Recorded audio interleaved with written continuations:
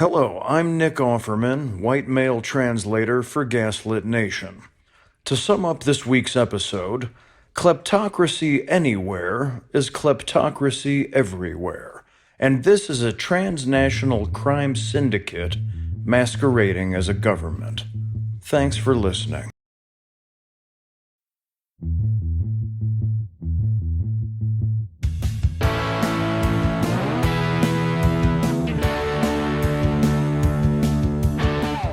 I'm Sarah Kendzior, the author of the best-selling essay collection, The View from Flyover Country, and the upcoming book, Hiding in Plain Sight. I'm Andrea Chalupa, a filmmaker and journalist, and the writer and producer of the upcoming journalistic thriller, Mr. Jones, which is now open in theaters in the UK. And this is Gaslit Nation, a podcast covering corruption in the Trump administration and rising autocracy around the world. And so we are very honored to share with you a wonderful conversation with two exceptional guests. Today we're talking to Steve Pierson and Mariah Craven of Swing Left's How We Win podcast. Steve and Mariah break down the strategy for 2020 on how we can be taking steps right now to join a community, a swing left community, and work to elect progressives to Congress in both the House and the Senate to take back Congress. So they're going to go through that entire strategy. This is such an essential conversation. Please bookmark this discussion, listen to it again, share it with 50 friends. I'm dead serious. Write an email after listening to this and send it to everybody you know and ask them to listen, because we are dealing with an existential crisis in the form of the Republicans stealing yet another election in 2020. And the way we avoid that from happening and our democracy being game over here in the US is by staying engaged, learning where we are needed, which states desperately need us to show up and get involved. And it's by taking those key actions now, by fighting our hearts out now, we will have less greater sacrifices to make it later should the worst happen, as we're seeing in this atrocious news cycle from like the Republicans stealing a trial and the impeachment trial of Donald Trump in the Senate by not allowing evidence or witnesses and voting to acquit him. That's not a trial. That's a rubber stamp of Trump's corruption by the Republican Party, which is just as complicit as he is in stealing elections and so forth. So the way we avoid things from getting even more horrendous, where people have to protest like the protesters in Hong Kong and Ukraine and so forth, is by doing our civic duty now. Like, these are the good old days that we're living right now. This is the easiest chance we possibly have in this moment of time, is to just get strategic, find out where we're needed, and show up there. Make phone calls, knock on doors. If you don't know how to do those things, then listen to Swing Left's podcast, How We Win, and Steve and Mariah will walk you through that. Now, here they are. Please, again, tell everyone you know about this discussion. This is not a drill. This is such an immense moment in our country's history. It's a critical turning point, and we all need to show up to prevent the worst from happening. And 2020 is our last big chance to do that.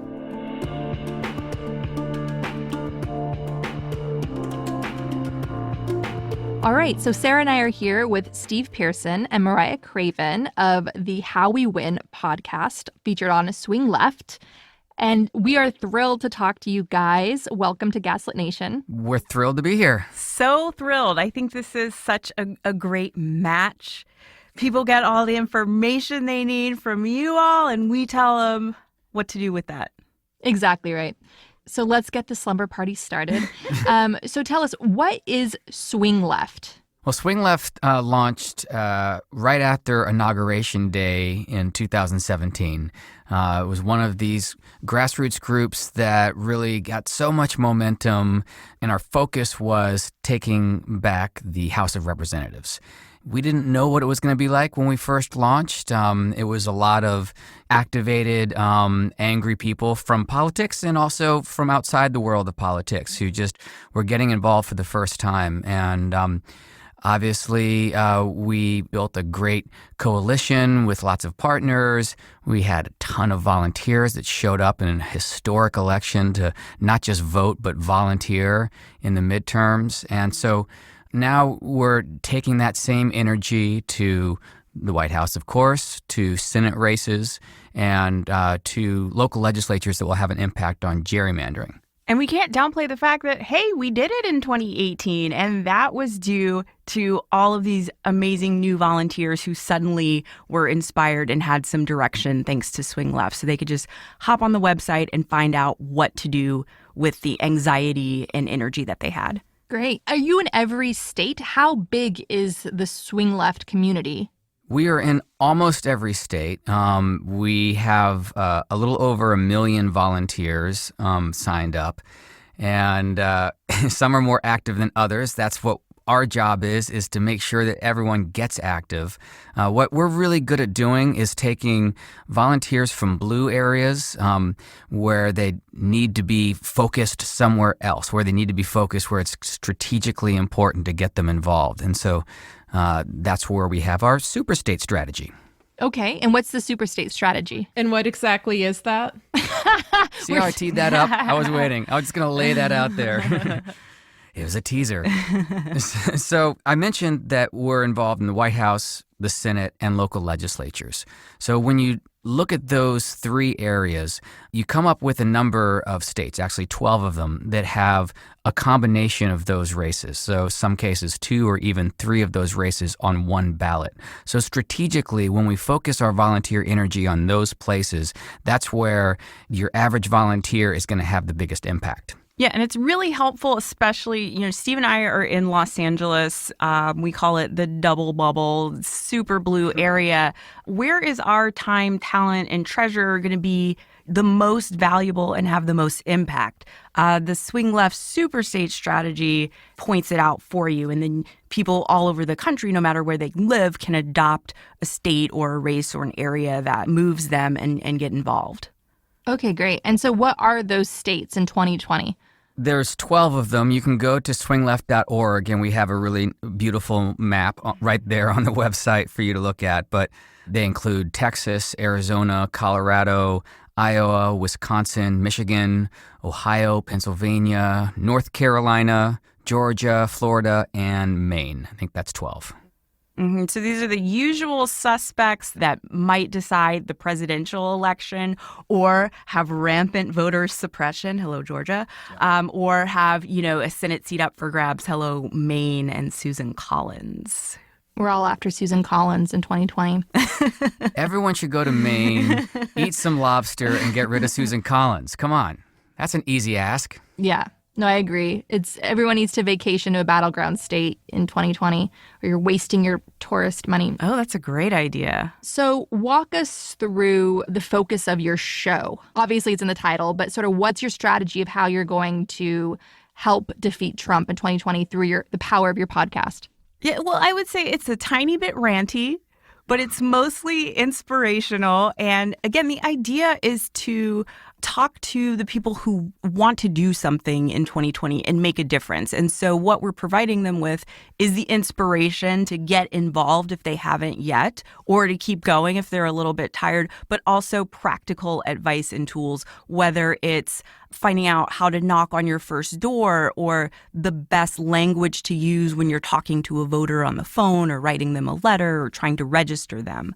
So a lot of practical tips, some anecdotes. Steve and I have both done a lot of field work, and I think that we have a lot of cool experiences to share, some advice on what to avoid, and some tips on how to do it really successfully. Yeah, we always say that action is the best antidote to anxiety.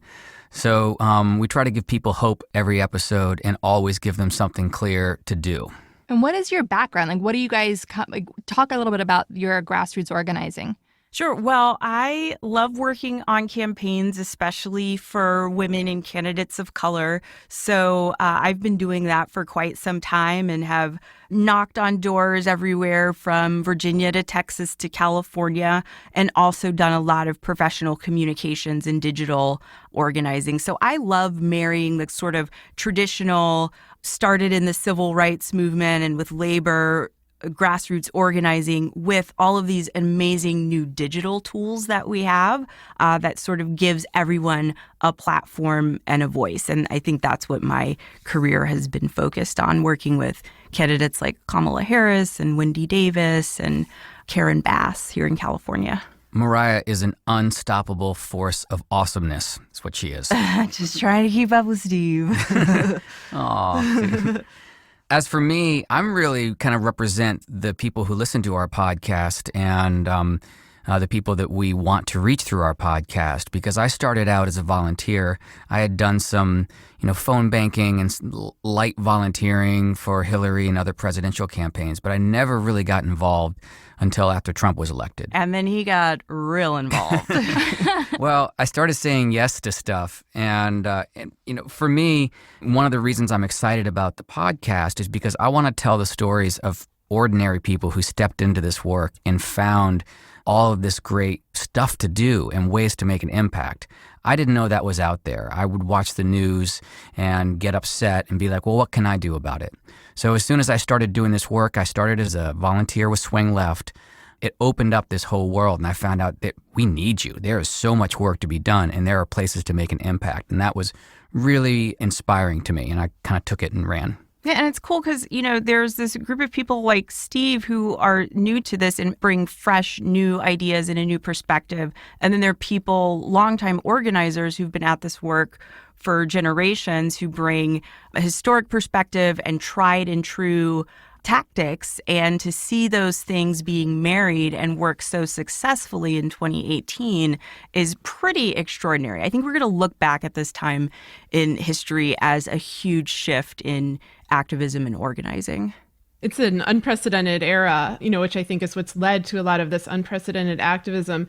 I want to ask about one of the core issues that voters have historically had to deal with, but even more so now in the Trump era, which is election integrity. We're dealing with a lot of problems at once, including domestic voter suppression, foreign interference, mostly Russia, but not limited to Russia, unsecure machines. How would you advise citizens and officials to prepare in advance of the election? That is the most important question that we need to be asking right now, just weeks before people start voting. I think first and foremost is people need to be informed, and that starts with listening to Gaslit Nation, I think, which is so informative, but reading a lot. I think that it's so important to know the truth, to spread the truth, to stay focused on the truth, and not to get sidetracked by the gimmicks that are going to be coming fast and furiously from outside the country, but also from the White House itself. I would add to that all of those things that you so aptly described are happening, are going to continue to happen. So when we look at polls, for instance, and it looks close or we have an advantage somewhere, we can't get comfy with that. I think we need to have an overwhelming turnout in all of these races to overcome the Republican cheating. So that means not just showing up to vote, but that means really showing up to volunteer, getting your friends and family involved, and just making this a blowout. Yeah, having people of integrity voting, sharing information, being poll watchers, responding, and I know there are going to be boiler rooms all over the country where voter issues, voter protection issues come up. We all need to be as involved as possible and committed to the truth.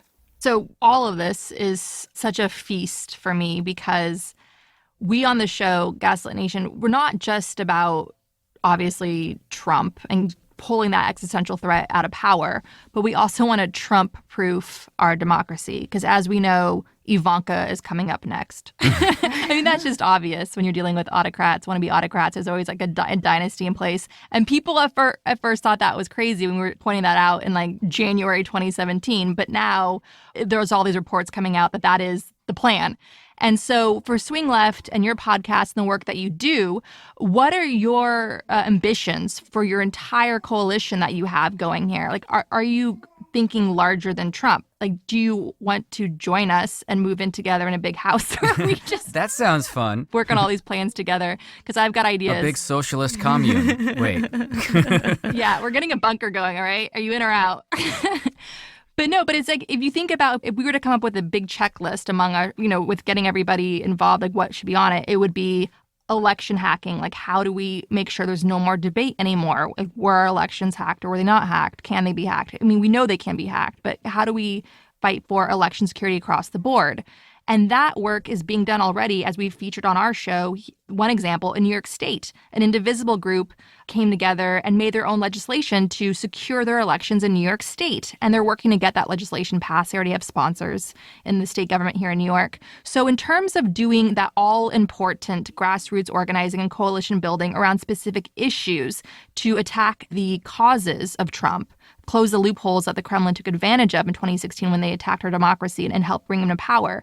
Everything from taking on the social media giants and trying to get like a fairness doctrine passed to rein in the abusive powers of the media, including social media. So where do you stand on using your big grassroots engine to try to attack those specific issues and build a larger coalition around specific issues to try to protect our democracy from an Ivanka Trump presidency? Well, I certainly want to do that. I mean, I think we can all agree there. I'll say two things about that I've really seen happen in the last year or so with not just Swing Left, but all of these great grassroots new organizations that have cropped up, like Indivisible. First of all, I'm very involved in the California Democratic Party. I'm now an elected delegate, and I'm lead chair of our voter services committee, which would be better named the elections committee.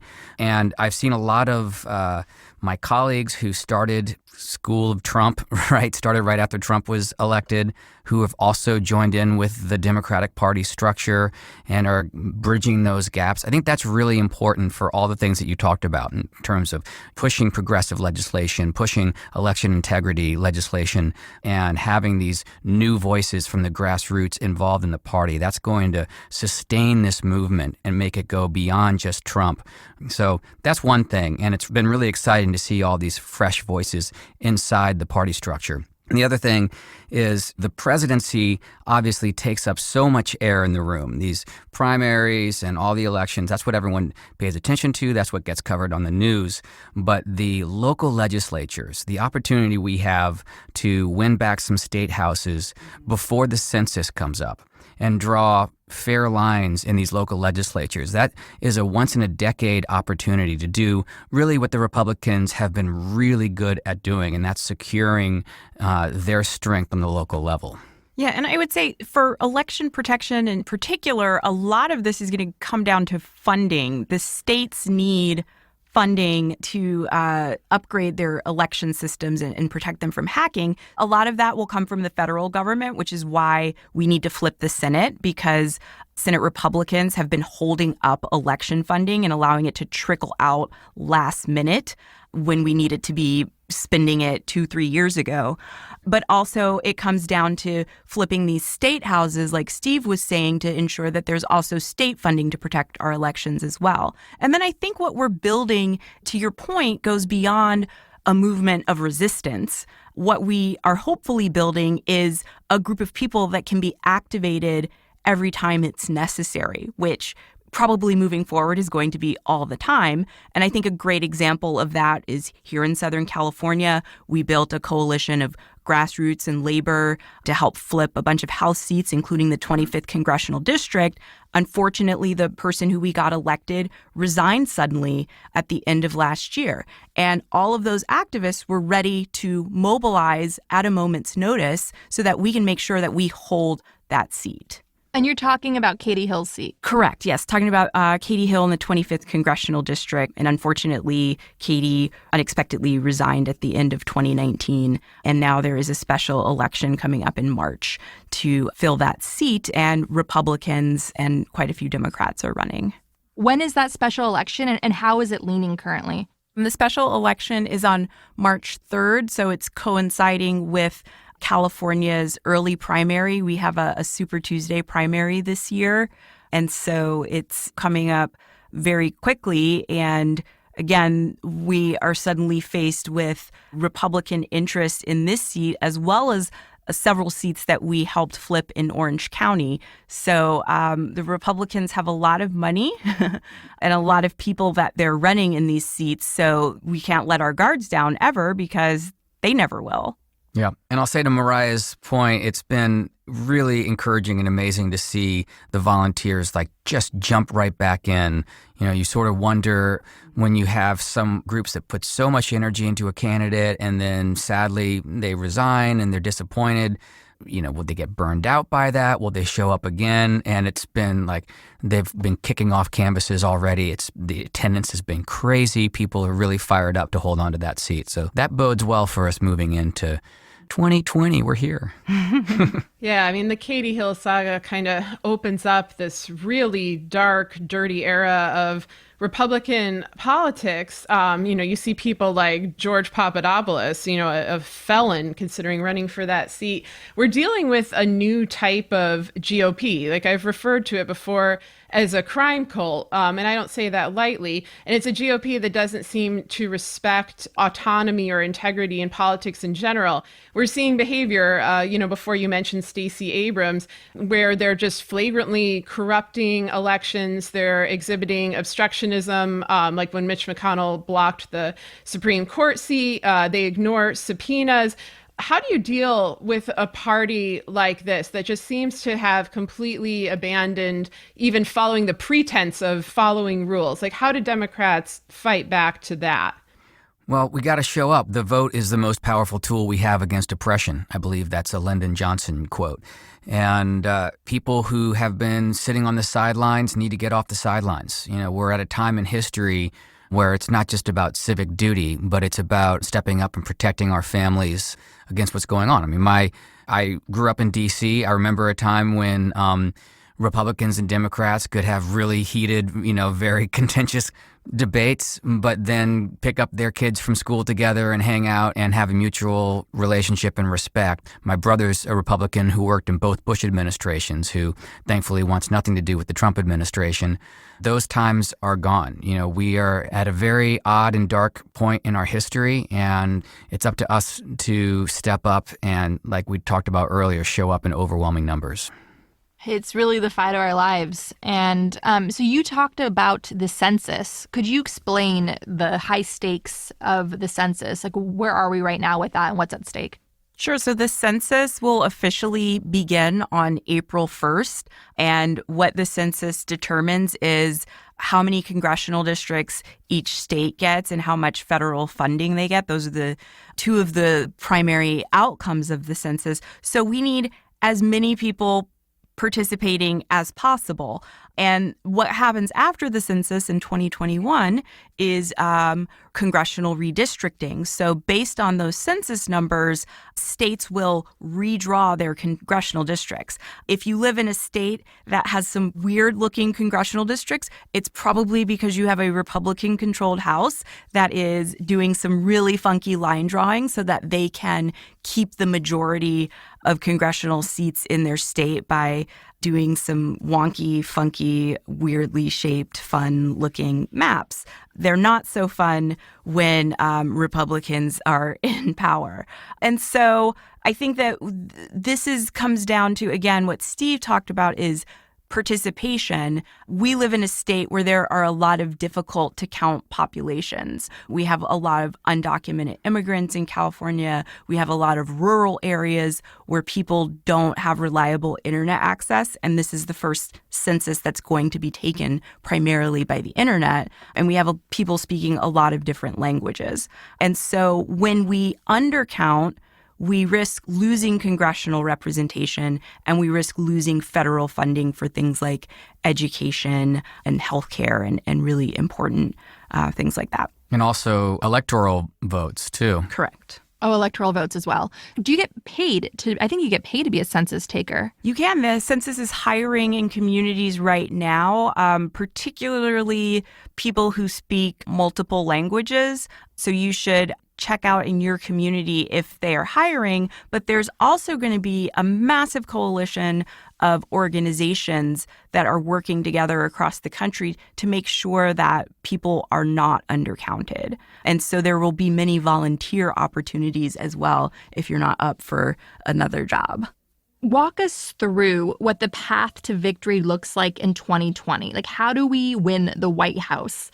I read this horrible analysis. It was an excellent analysis, but the verdict was a bit troubling, that Trump could lose the popular vote by an even bigger margin in 2020 and still win the Electoral College. It's still possible. So what are your thoughts on that? And what is the road to victory in 2020 for the White House for a Democrat? Well, I don't like hearing that either. That sounds terrible. But, we talked about our superstates. I mean, we know that, sadly, because personally, I think we need to abolish the Electoral College. It doesn't make any sense to me, but it's the system we have right now. So there are some states that will have an outsized influence on the presidential, and those are states that we really need to be involved in. The early work we can do to build these volunteer teams and the early work we can do to register more Democrats will pay dividends. One thing that I didn't realize about presidential year elections, close to 90% of registered voters vote in presidential year elections. Because I know that as Americans, we're terrible at voting, right? About 50% of the electorate votes. But if you're registered to vote, you're going to vote in a presidential election. So the more work we can do to register Democrats now, the more Democrats we're going to have showing up in November. And the other piece of that is, like, Obama, for his second term, launched a massive voter registration campaign and registered tons of Democrats because he had the bandwidth to do that. He wasn't running against anybody else. But when you have a bunch of candidates running a contentious primary, they just don't have the resources to do that kind of registration work. So that's where we can step in. That's where organizations like Swing Left and others can step in and register lots of Democrats. I also think that one of the things that we have to be wary of that we saw the last time around was a primary that's so contentious that it prevents Democrats from voting. We can't afford to do that. We can't afford to say, my candidate didn't make it through, and so therefore I'm not going to show up and vote, or I'll vote for the Green Party candidate. So far, none of my candidates have made it through, but I'm going to do everything I can to get whoever does make it through elected. And Steve always says, unify or die. And that's the motto that we all need to live by. And then again, I think if you can take your summer vacation in Wisconsin, Michigan, Ohio, or Pennsylvania this year, that would be amazing. Or Florida even, right? Or that's Florida, a typical, lots of people vacation in Florida. Yeah, you can go to Florida this summer and in addition to your beach time, do a little door knocking and voter registration.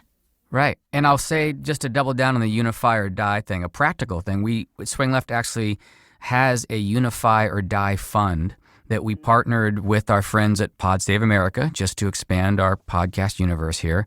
And it's money that is held in escrow until after the nomination happens. So you can donate to the Unify or Die Fund, and all that money will go to the candidate that makes it through this summer. Yeah, you could put your money where your motto is. I like that. Yeah, we say stop the bleeding 2020. Any of those leading Democrats will stop the bleeding.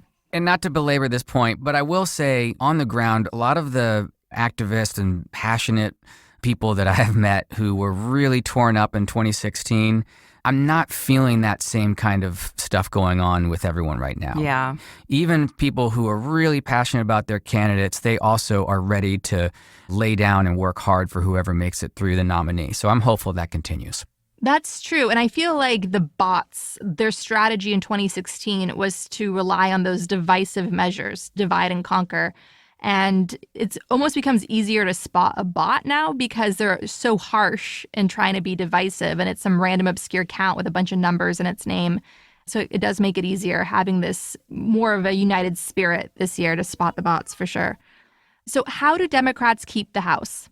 Oh, that's an important question. And again, I think that the danger of this presidential election sucking all the air out of the room and feeling so victorious after 2018 is saying, oh, well, we flipped the House, our work there is done. It's definitely not.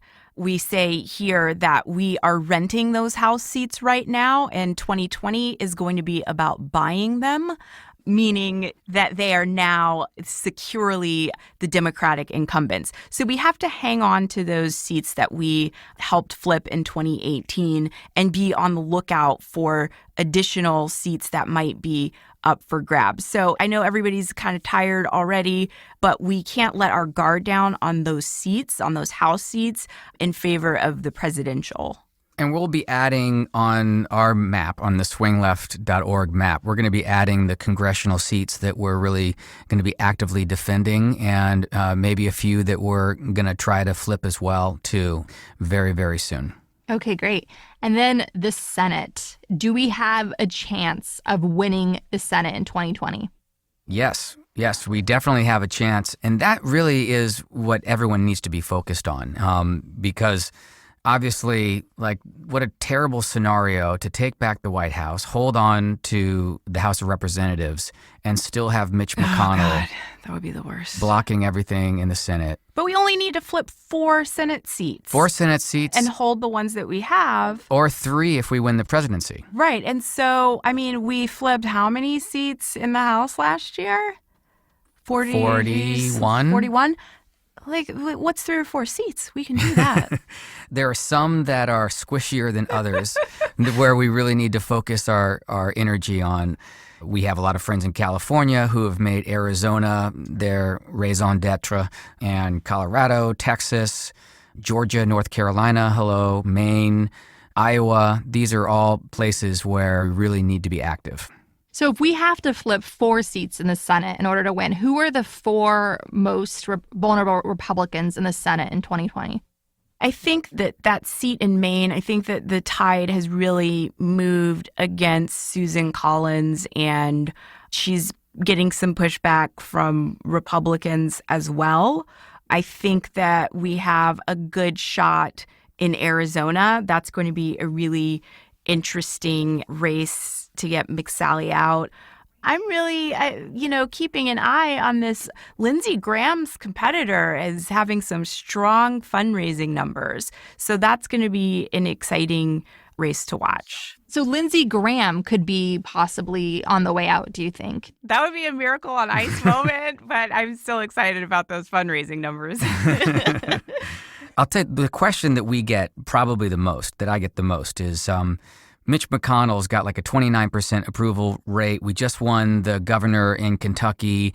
Can we get Mitch McConnell out? Can we vote him out in Kentucky? And I think that that's a really appealing race to work on, but maybe not the most strategic. I mean, Kentucky is still Kentucky. We're building a good scaffolding there. We did get the governorship back, but I think we need to register a lot more Democrats before that looks like a really good bet to win back the Senate. But like Mariah said, North Carolina, actually, Arizona, we have to take that. Texas also, is potential. And Colorado, is one that we should be able to get. Swing Left has identified those 7 seats where we are most likely to flip the Senate. And in the grand scheme, with so many activists and volunteers, 7 is a doable number to focus people's efforts on.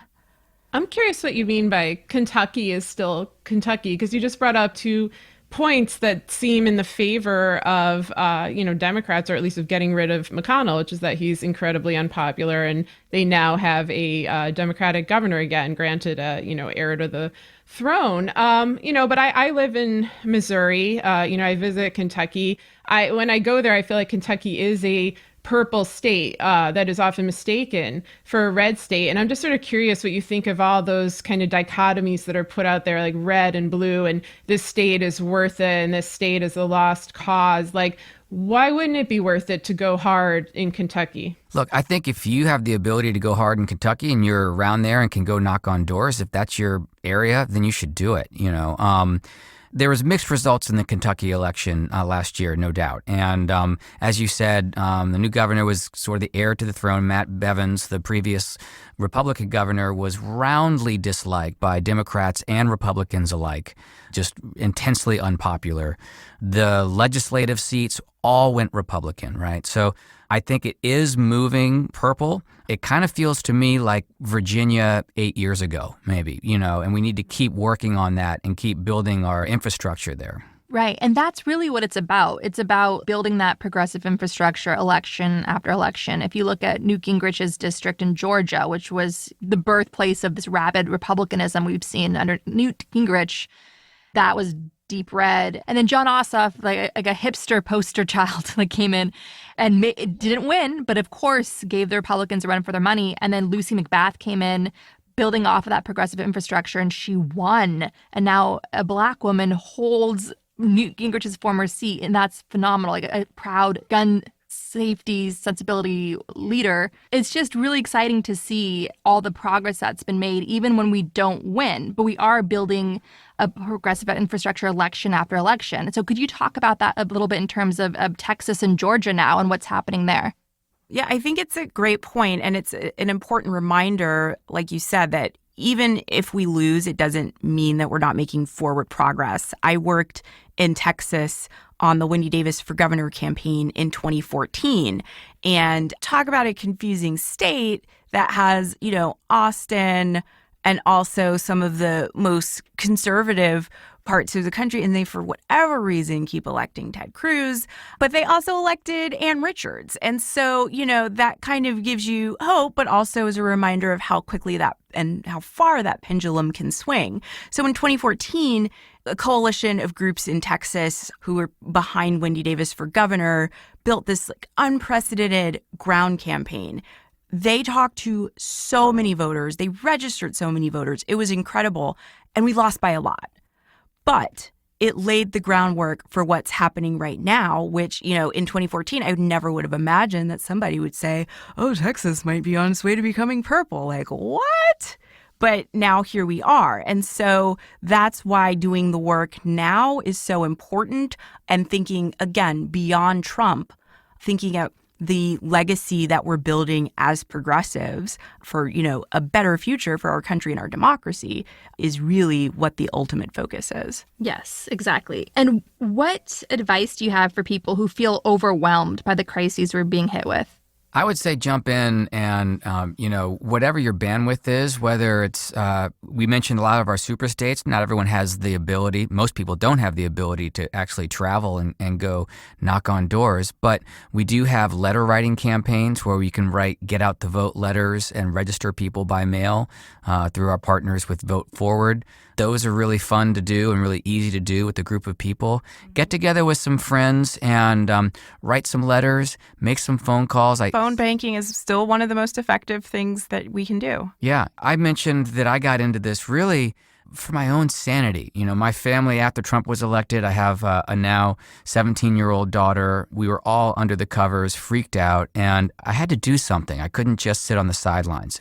And what I found was this great relief in getting into action. It really did alleviate my anxiety. So I would just recommend for people who are really upset and scared, it's a scary time, try stepping out of your comfort zone a little bit, do what you can, and I promise you, you will feel better and you will find this amazing community to support you as well. Mm-hmm. Talking to voters will make you feel so good, and the fellow volunteers that you meet will have a transformational effect on your life. Really will. When you choose to do this work, it absolutely transforms you. Mm-hmm. And it sets you on a journey that just goes beyond your wildest dreams. And it's wonderful. And so I appreciate all the work that you guys are doing. Thank you for doing it. And we look forward to talking with you again. And our focus is on not just defeating Trump, but defeating Trumpism in America. And so we're in it for the long haul together. I love that. We're with you too. And it's, thank you for all the amazing work that you two both do.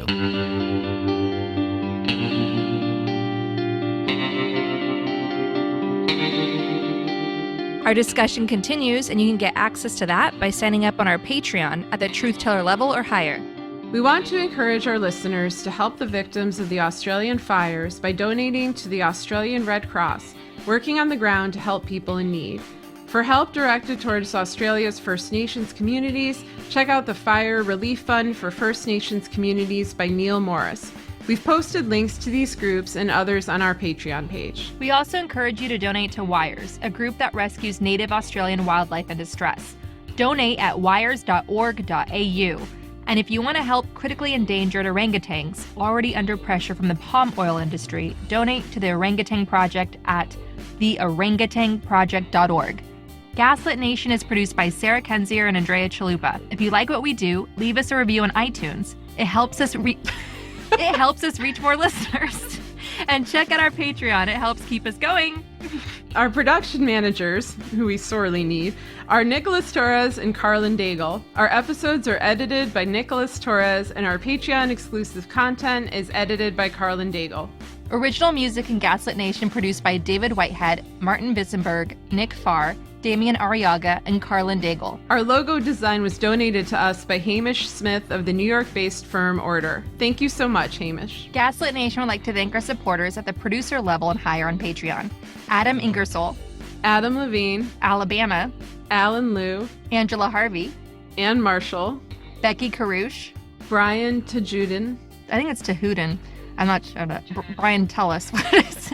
Carl Hosier, Carol Gulstad, Catherine Anderson Carena, Kathy Kavanaugh, C. Baker, David Porter, Diana Gallagher, D.L. Singfield, Dorothy Kamarick, Doug Friedenberg, Elizabeth Dove, Eric Kaplan, Irina Guardia, Ethan Mann, Bontaine Carpenter, George Hughes, Gordon Shumway,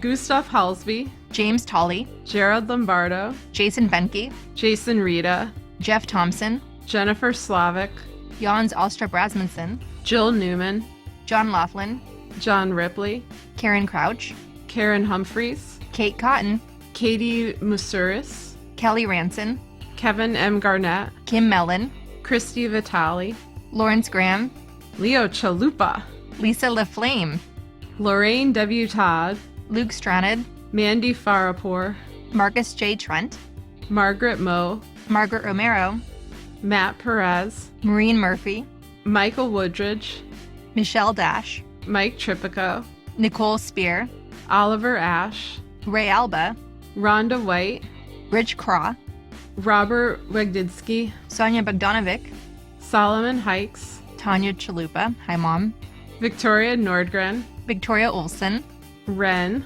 Zachary Lemon.